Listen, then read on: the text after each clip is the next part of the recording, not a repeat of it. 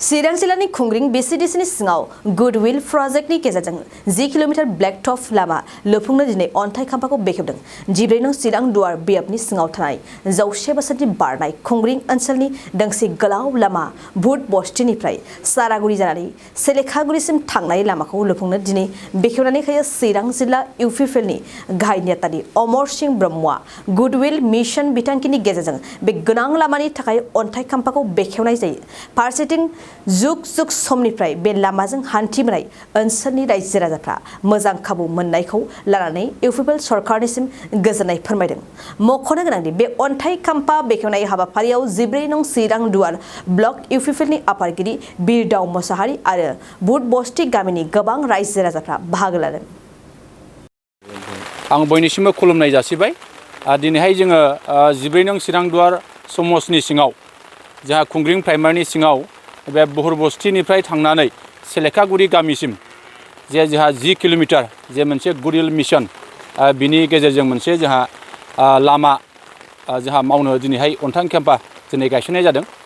बे अन्थाइ खाम्फा गायसननायनि गेजेरजों आङो जोंनि बिटिआरनि जोंहा चिफ जोंहा प्रमद बर' सारखौ आङो खोब गोजोननाय आङो जासिदों, साबायखर आं जासिदों। लोगोसेयैनो नैबे जोंनि बुहुर बस्तिनिफ्राय सेलेखागुरि थांनाय जे लामा बे लामाखौ जोंनि बिटिआरनि जोंहा मावफुं सोद्रोमा इएम जा रन्जित बसुमतारी सारा सायख'नानै बेखिनि खामानि मावनायनि जे बिथांखि बिथाङा लानायनि थाखाय आं बिथांनोबो साबायखर जासिदों। आङो दिनैहाय खोब गोजोननाय मोनदों। बे गामिया आंनिनो जोनोम जायगा बा जोनोम गामि। बे गामिखौ जोङो मिथिनायाव 1918 मायथाइयावनो बे गामिखौ जोंहा ब्रिटिशनि समावनो गायसनदोंमोन। थांनाय 2018 मायथाइयाव जोङो बे खुंग्रिं ओनसोलनि थाखाय मोनसे 100 बोसोर मोनसे फालिथाय जों खुंखांबाय। दा जोङो दिनैहाय फैयै फैयै 100 बोसोरनि बारा जानायनि उनावसो नैबे बुहुर बस्तिनिफ्राय जे जोंहा सेलेखागुरि जे लामा बे लामाया दिनै मावफुंजानो थांगासिनो दङ। थांनाय 17था बोसोराव नैबे जोंनि समाजनिफ्राय जा खाम्फा बरगयारि बिथाङा डिपुटि चिफ जादोंमोन। बे डिपुटि चिफ जानाय समावबो नैबे लामाखौ बिथाङा मावनानै होआखै।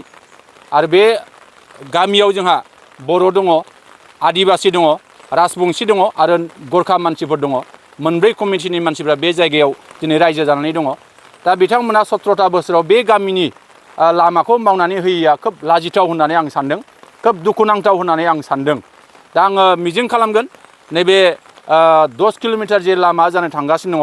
दा बाहाय जोंहा 10थासो गामि जेरैहाय बुहुर बस्ति, बुहुर खजबारि, सा खजबारि, आमिनपारा, सारागुरि, जोंहा सा खरफागुरि, जोंहा नोङो सामफागुरि, सेलेखागुरि, दै गुदुं गासै जोंहा 10थासो गामि बे गामिया सरजाब जानानै नैबे लामानि गेजेरजों निस्सय थांलाय फैलायनि जे राहा बे राहाया निस्सय जानो थांगासिनो दङ।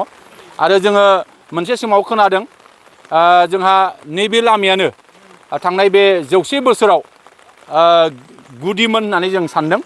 जे दाखिनगाव ओरैहाय सारागुरि, आमिनपारा, ओरै खुंग्रिं, नारेंगुरि, गलदंपारा बे गासै गामिनि रायजो राजाफ्रा बे गामिजोंनो फैनानै जोंहा रुनिखाथायाव बाजार जानाय जों बेखौ खोनादों। आरो दिनैहाय बे गामिया गोग्लैसोनाय होननानै निस्सय बुंनांगोन। थांनाय बे हाग्रामा महिलारि दैदेननाय जे बिटिसि सरकार बे सरकारनिफ्राय बिथांमोना नैबे खामानिखौ मावनो हायाखैमोन।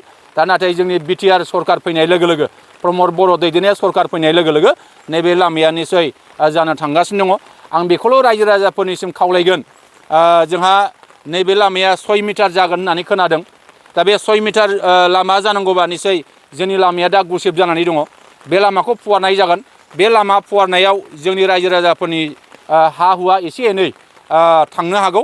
बे हा हु थांनाय समाव जाहाथे खुनु रायजो राजाया माना खालामालासे, अबजेक्सन खालामालासे जाहाथे हगारनानै नैबे खामानिखौ जाहाथे जाफुंसार खालामनायाव मोजां नोजोर लाखिगोन आं बेखिनिखौ खावलायगोन। आरो जोंनि जायफ्रा बे खामानिखौ मावगोन कन्ट्राक्टर महरै कमलाकान्त खाख्लारि आरो अजय नार्जारि बिथांमोनहाबो बे खामानिखौ जोबजासिम जाहाथे मोजाङै मावफुंनानै होगोन आरो जोंनि थांनाय फैनायनि जे राहा बे मोजां जागोन आं बेखौ मिजिं खालामो।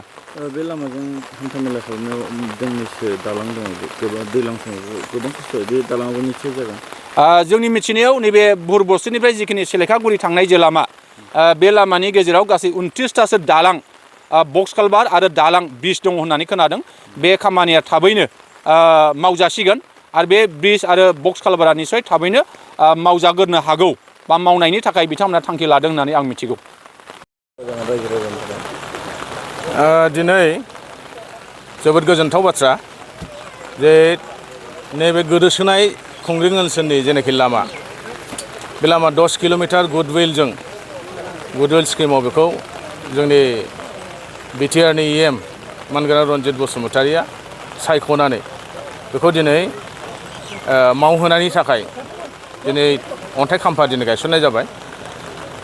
दा बेनि थाखाय जोङो जोंनि EM रन्जित बसुमतारि मानगोनां बिथांखौ जों बाख्नायथारनांगोन। मानोना बिथाङा बे लामाखौ नायनानै लामानि जेनाखि अबस्था बे गाज्रि अबस्थानि मोनसे लामाखौ दिनै बिथाङा मावफुंनानै होनो थाखाय दिनै सायख'दों। दा नैबे भुर बस्तिनिफ्राय जागायजेननानै सारागुरि खरपागुरि जानानै सेलेखागुरिसिम बे लामाया थांगोन। दा लामानि अबस्थायाथ' सेलेखागुरिसिमावबो जोबोद गाज्रिमोन आरो मेइनलि नैबे स्टार्टिं पइन्टआ बिराद गाज्रिसिनमोन। नैबे मानिफ्राय भुर बस्तिनिफ्राय सारागुरि थांनाय जेनाखि लामा बे जोबोद गाज्रिमोन। दा बे रोखोमनि मोनसे लामाया दिनै मावफुंजानो थांगासिनो दङ, जागायसिगोन खामानिया।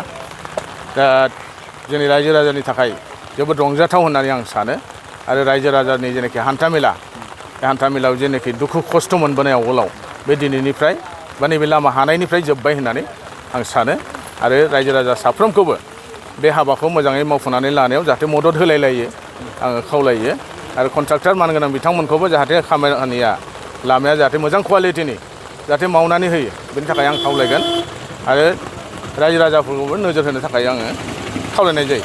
माब्लासिमाव लुफुंजागोन आरो बेसे रां बेसेबां बाजेटनि? बे 10 किल'मिटार गासै 10.3 किल'मिटार्स। दा बेवहाय 9.4 बिदि आरो कौटि आरो 9 कौटिनि एसे बारा 9 कौटि 40 लाख बिदि। माब्लासिमाव लुफुंजागोन? बेथ' थाबैनो मावफुंगोन, थाबैनो फोजोबगोन होननानै बुंदों।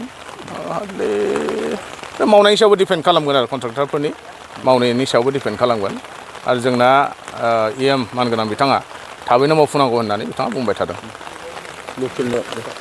একচুৱেলি আজি চাবলৈ গ'লে আজি আমাৰ এই ভৰবস্তি গাঁওখন প্ৰায় 110 বছৰমান হ'ল আজি স্থাপন কৰি।